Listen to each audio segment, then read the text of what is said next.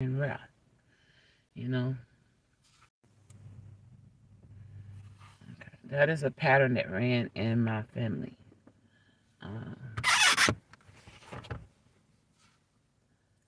Children turning on their parents, but it was due to bad parenting.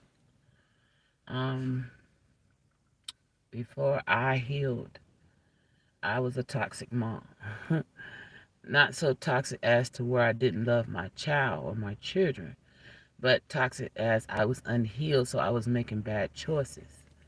Okay? Um, and in the return of that,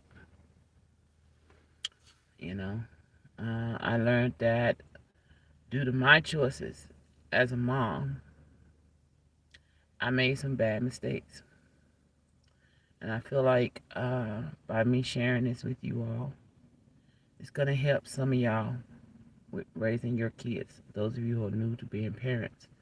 Like they say, there's no manual. So the best way to be the best parent that you can be is to make sure that you're healed and loving yourself. Um, when I started having children, I was not there. I was not there. I prayed for my child because I didn't believe that I could have children. And then my first child was born. I did not resent the child, but I resented the father. Because the father made promises and was never there. Um,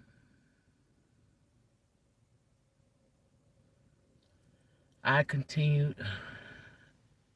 That was during my time of suicide, matter of fact. Because here I was, pregnant with a child, and the father ran away. And I freaked out. I panicked. And I tried to kill myself then. Not knowing all I know now, that the pain of the mother also soaks into that child. Um, Afterwards, I got myself together. I gave birth to my child, and I began raising that child. Everything was great till that child got to a certain age and start experiencing attacks. You know, um, I caught my child being attacked by others. That's why I say boys can be. Um, you have to watch all children, boys or girls. And I trusted the wrong people around my kids, and not realizing the underlying damage that it was causing. Um, I had to leave the state, my home state, because after healing and getting my life back in order, here, when I say life, I'm not talking about the material. I'm talking about this life, me, getting me back in order, healing.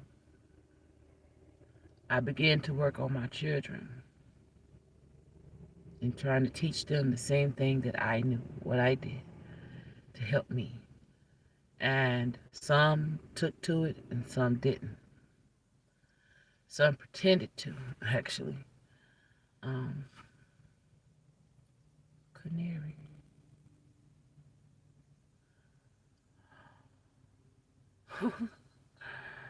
A canary just flew up. Oh my gosh. Anyway, I had started working on my children. I started putting them in counseling and all that stuff because I knew that I was full of anger when I started having kids.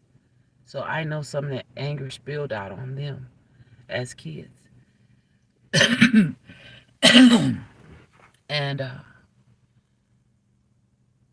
like I say, I wasn't the best mom starting out. And right now, I'm still not that mom that ideal mom. But the heart, the love for my children has never faltered. That I can say. But as far as financially and stability, I have not been able to give that to them the way I want to, the way I wish to. And due to choices, we all make decisions and choices. And we learn patterns from our parents. And I'm not putting blame on my parents, but I learned bad patterns through my parents as well, and the adults around me. When you grow up in toxicity, it's kind of like a filter. It sucks it up.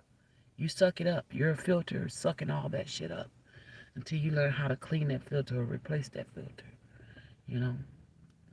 And I thought, I, me having my gifts, I refuse to use them on certain people. I never read my children's energy unless the Most High called for me to, you know. And intuitively, I could pick up on shit, but I would try not to pry, you know.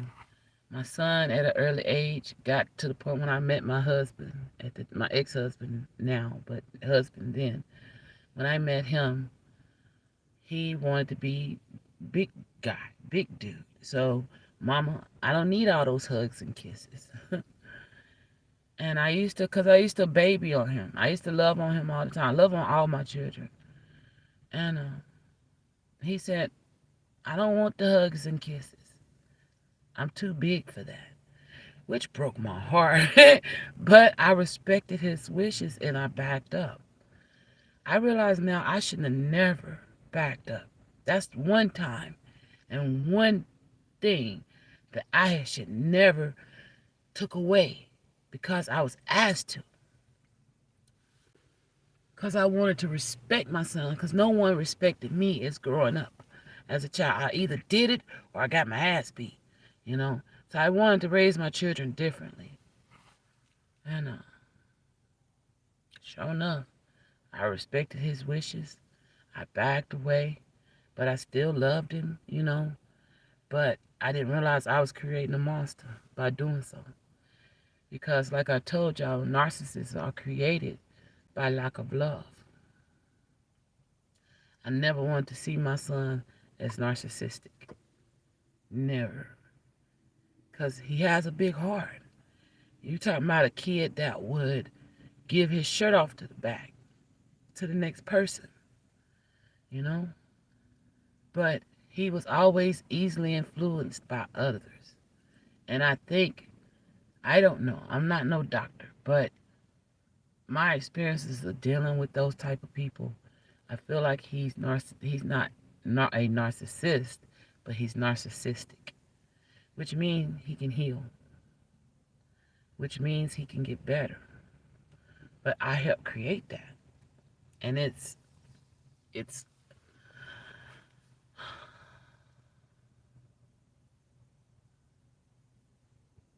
I don't know what to say about that. Being away from home and having time to myself to just be with me and God has opened me up to a lot of my mistakes, A lot of my mistakes as a parent. Uh, but you do your best. And even when you think you're doing your best, there's always room for improvement. So, I learned that my son was my Judas. My son was my Judas, and that has been one of the hardest things to heal from. And it's funny because where I went to, where I was guided to go to save my life, I had to leave. I had to go. I had to go, or I was gonna get killed again. I come home from work. I already had a vision of a karmic. Before I started this journey, I had a vision of a karmic on the steps shooting at me. But I was talking, and the more I talked, the more they got discouraged or missed. But when the vision actually came to fruition, I was sitting in my car listening to one of my readings. I see this guy standing by my hotel door. I don't know who he is. And I'm sitting there and I'm looking. He's by my door. He looked like he keeps going to my door. Then he walks around the steps, sits on the steps. He's peeking in the parking lot. He's looking like he's looking for somebody, but he don't know who the fuck he's looking for. You know? So I'm sitting here. And he finally walks up to the third floor. And I took that opportunity. I grabbed my phone, I grabbed my keys, I grabbed my knife. And I went into the room. I heard went past, snuck past him and went into the room. Um, when I got in the room, my son was looking spooked. He was real peculiar. I'm like, didn't really want to talk to me or none of that. And I'm just like, what the fuck? You know? Anyway, um, I went on and got myself ready for bed and went to bed. The next morning I wake up, I go outside, and the same guy come bursting out the room next door, geeked up. Did you hear that? Did you hear that? He was high as Cooties Brown. And I'm looking at him like that's the same dude from my vision. You know, it was the same guy from my vision. I thought it was a woman, but Spirit was telling me after I finally realized that that was the vision I had had. They was telling me that he was a bitch. That's why they was showing him as a woman, but the woman had a manly face. So I've been looking for a woman with facial hair, and it was a man. And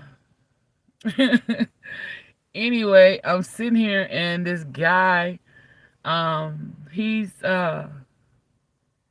geeked up looking at me, and I'm looking like, oh my gosh, this is the person that's supposed to kill me. And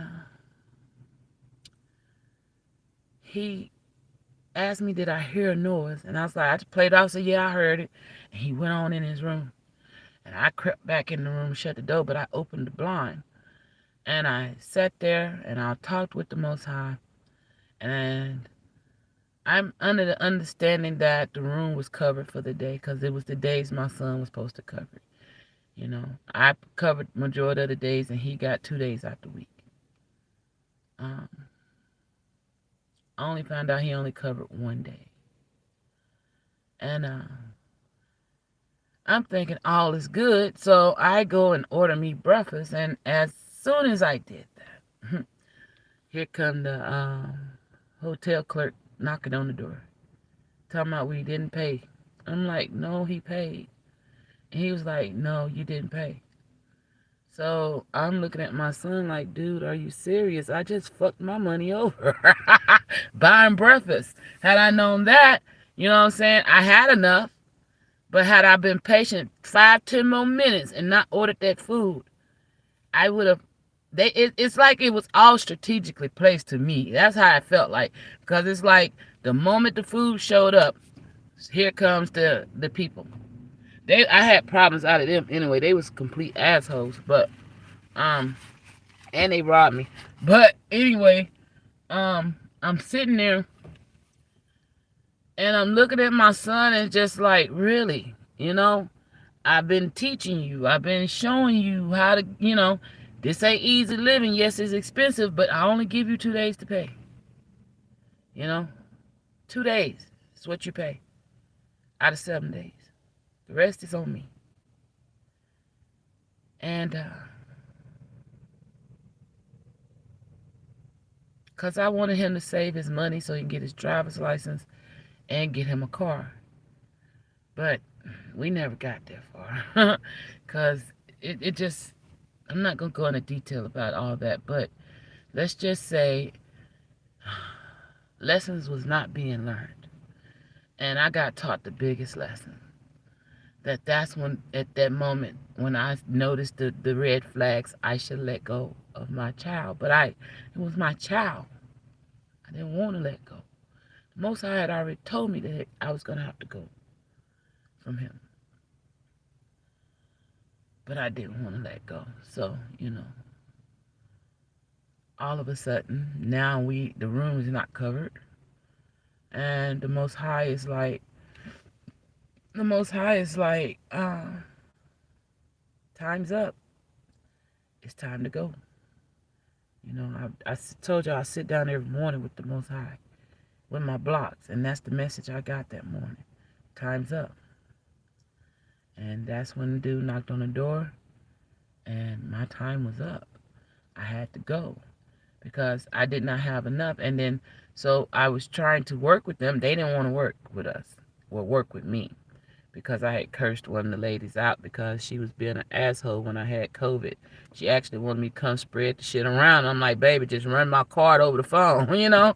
She didn't want to do it, so I made her look bad because I had to call her boss and let him know, hey, look, I got COVID. I'm trying to stay away from your staff. Can you please tell this woman to run my card? You know? She didn't want to do it. So her boss cursed her ass out, made her do it, and ever since then, I was on her shit list. So she ate that time up. They took that time to get revenge, actually. You know?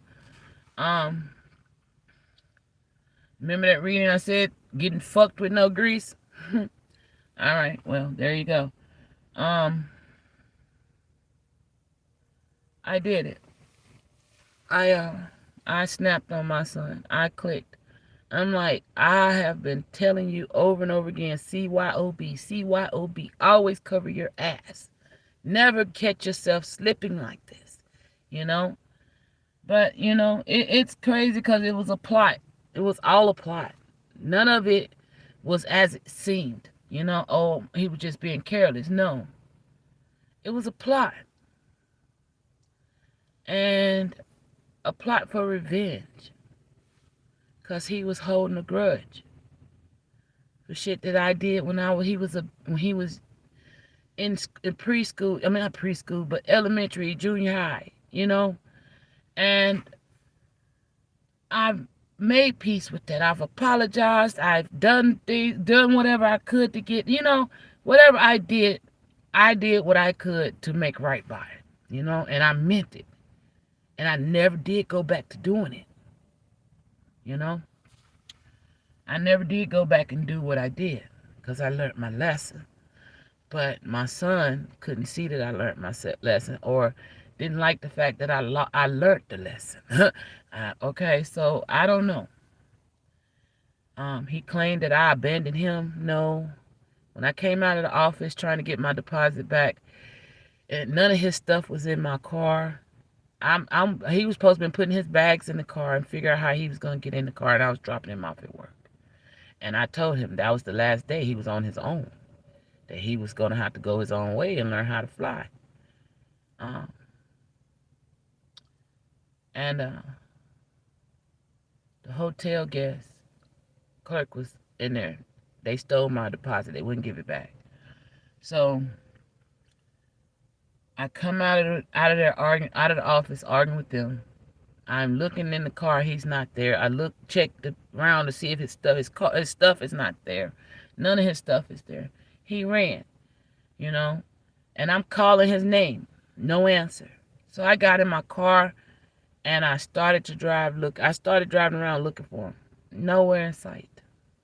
Not nowhere in sight. So where he went to, I don't know. He claimed he went to get ice, but I'm parked by the ice machine, so I would have heard you at the ice machine, and you would have heard me calling you. I even looked down the hallway.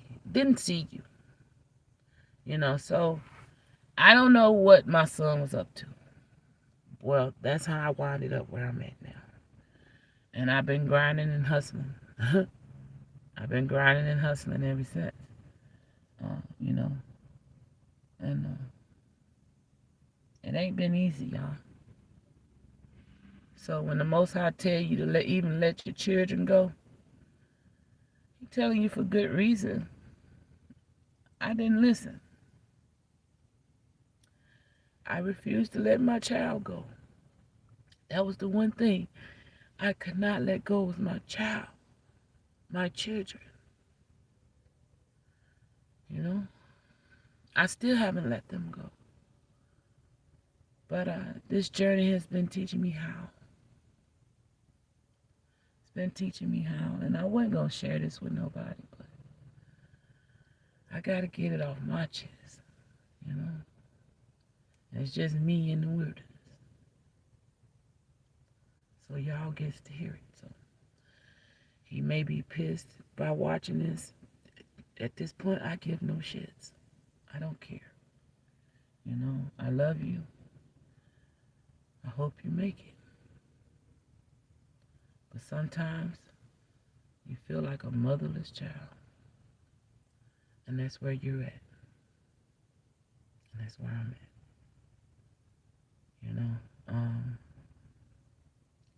I've been working on forgiving him. I have. That's one thing I never did is betray my parents. Now, I got the physical fighting with my mom and dad, but at least they knew how I felt. They were okay, well, we pissed off, she was ready to throw blows, okay? But I never fought my mom. But my dad, yeah, he would hit me, so that's where it would go. He would hit me upside my head and, you told me if a motherfucker put their hands on me, fight back. So that includes you too. So, it's a journey of discovery and self-discovery and self-mastery. Some of the things that you would never think you would go through on this journey, you go through. Okay? You go through. And it's crazy, I got lost and I wound up in the cotton fields. I was in cotton fields, y'all. And all I could do was hear my ancestors humming. Humming and singing and picking cotton.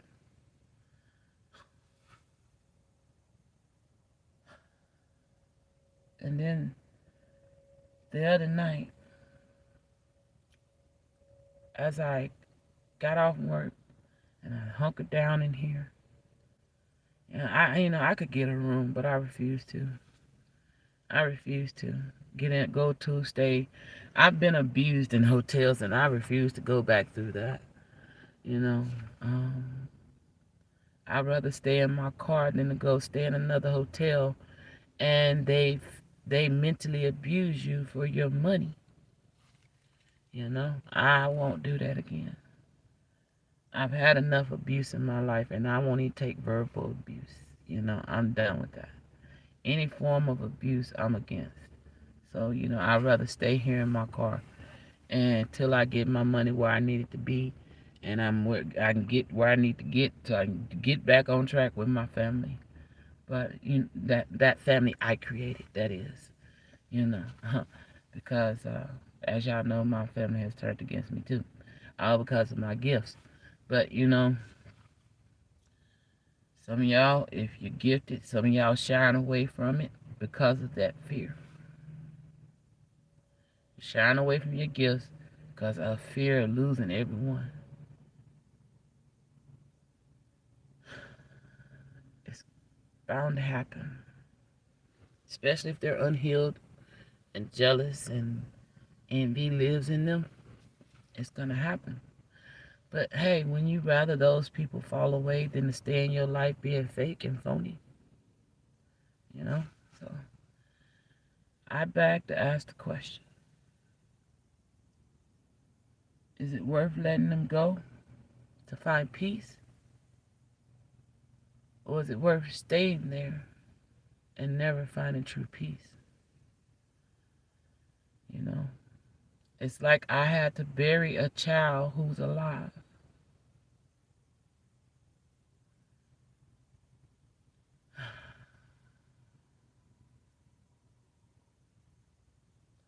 I had to bury him in my mind.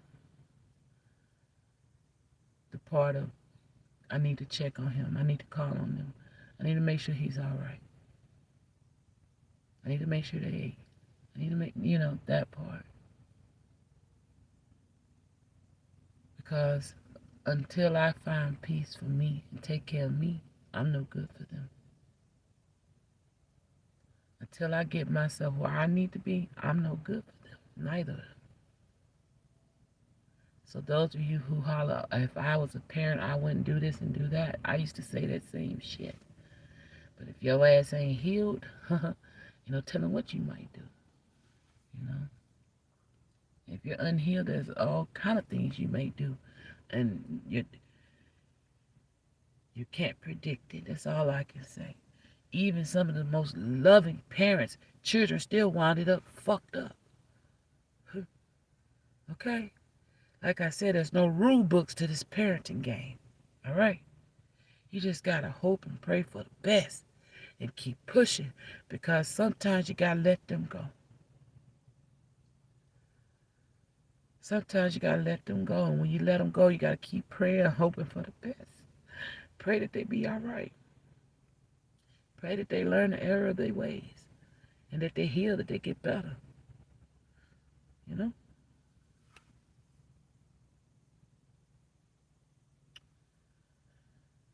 Now it's a possibility my son may be going to jail.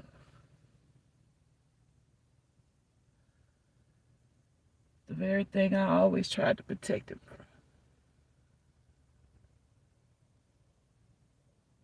And I don't know if I'm going to continue this reading. We may do a part 2. I don't even think this reading is about that thumbnail. I got that thumbnail a couple of days ago. Also, Spirit was telling me when the storm hit, people was praying I was on that coast. Praying that the hurricane washed me out. Wrong coast, boo-boo. Wrong coast. I'm still alive. And it's sad that y'all want me dead and I've done nothing to you. You know, I saw a bear spirit the other day. Scared the shit out of me, but I saw it. It's standing right in front of me. I go, oh shit. What the fuck was that? You know, and it's big. It was a female bear. She was like almost 10, bottom. And she wasn't that tall.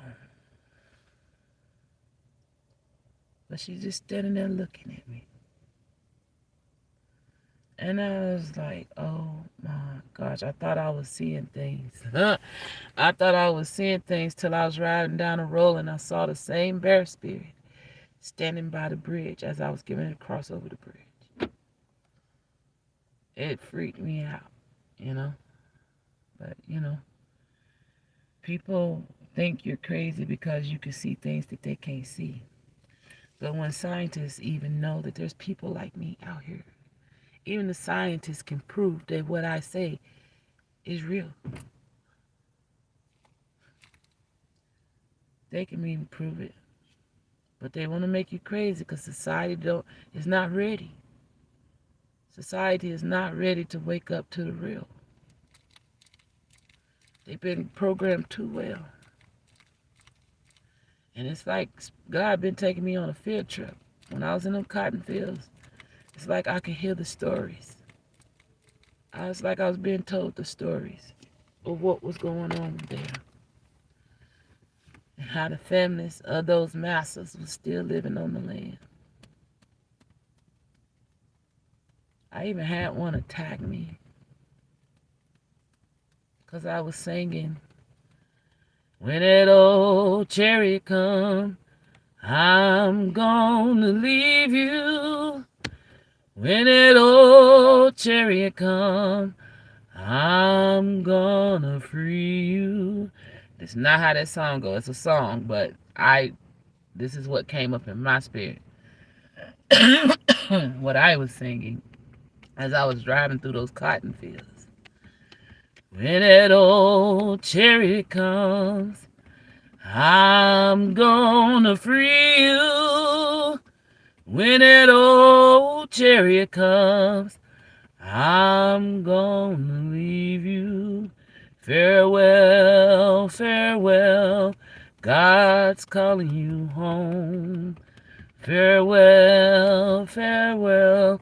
That's not how it went. It's either way. I was singing that. I mixed it up. But that's what I was singing. Riding through them cotton fields. It just hit me. I told y'all Spirit talked to me through music. And it just came. That song. When that old chariot comes, I'm gonna leave you. When that old chariot comes, I'm gonna free you. When that old chariot comes, I'm gonna leave you. Farewell, farewell, I'm gonna leave you. When that old chariot come, God's come to free you. When that old chariot come, God comes to free you. When that old chariot come, God comes to free you. When that old chariot come, God has come to free you. Farewell, farewell, drop all your burdens now. And when that old chariot come, be ready to hit the ground. Farewell, farewell, God is calling you home. Leave your burdens, drop your satchels, 'cause God is calling you home. That's all I kept singing, you know? And the whole time I was in those cotton fields, I was chanting that. And it was really a beautiful experience because I got lost. I was lost deep off in the country. Ain't had that much gas, and I'm praying. I'm like, Most High, I need you to guide me up out of there. So I got my pendulum, like, which way I need to go? You gotta go left. All right, now which way I need to go? Go right. All right, now what? Keep going straight. You know what I'm saying? I was lost, and I had to get in touch with God through the pendulum because I didn't have had no way of finding my way out. I was deep off in the woods. Okay, and I was like, whoa, I'm lost. It's bears here. I don't know where the fuck I'm at. If this car stop, I'm stuck out here in bear country. What the fuck am I gonna do? You know? So it's crazy though. It's crazy. This journey, you know. I've been making peace though.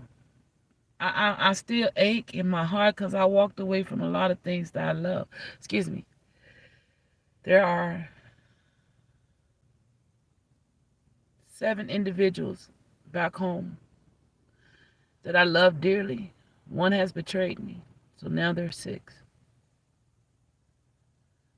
Still love dearly, and being away from them hurts like hell. So every day I cry, I weep for them.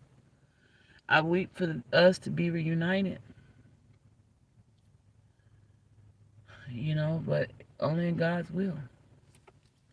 If it's meant, He kept telling me. I knew my son would betray me. But I prayed and prayed and prayed for change. And God gave him a choice. He even told me God was coming to him in his dreams, telling him, make the choice. Right now, you are the gatekeeper to your mom. Make the choice. Are you on her side or are you on the karmic side? And he would never make the choice. He kept saying he's neutral. He's neutral. But when the time came, he made the choice. He chose the karmic side of his bloodline.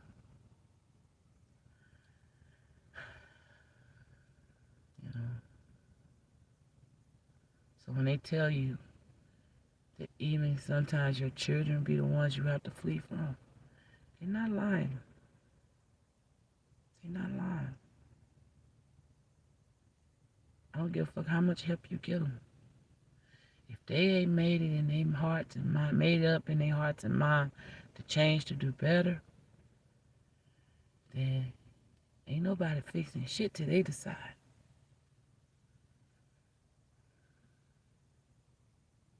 Ain't nobody fixing shit till they decide.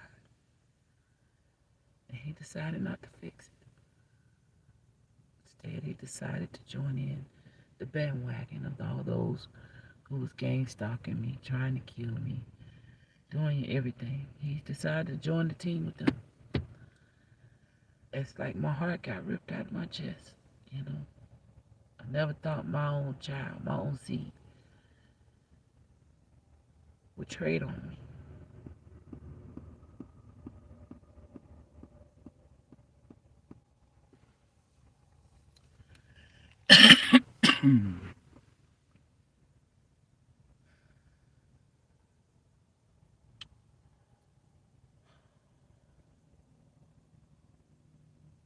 I put them in God's hands and I send them off in peace. He